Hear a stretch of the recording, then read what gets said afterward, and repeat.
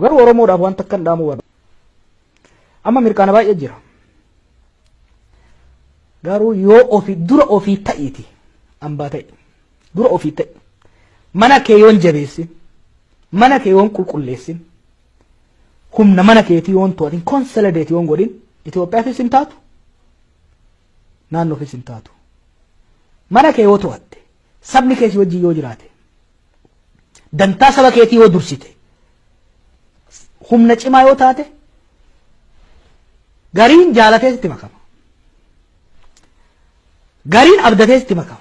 Kuun immoo sodaatee osoo hin jaalanne sitti makama.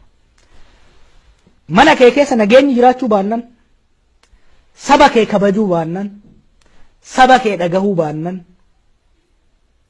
hayyootaa fi hogganoota saba keetiitiin wal quba qabaachuu baannan ala qofee yoo kan laaltu taate arra yoo harka sii dhayanii boodoggaa kootii keessi argan si duuba waa dhabnaan sitti ka'an.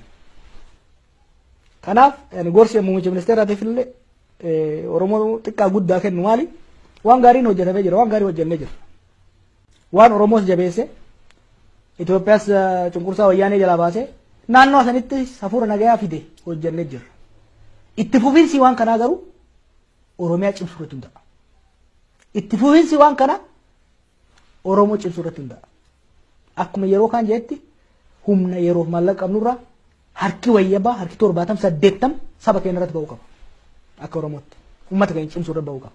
Ka itti aanu qabsoo kanaaf uummata kanaaf fira horachuu irratti fuulleeffachuu barbaachisa. Nama keenya dagannee uummata keenya dagannee karaa irra dhufu irraanfannee qeerroo keenya irraanfannee orma gammachiisuu qofa irratti yoo kan fuulleeffannu taate alagaa gaafa kolfaa jedhan kana wal yaadachuun barbaachisaa natti fakkaata.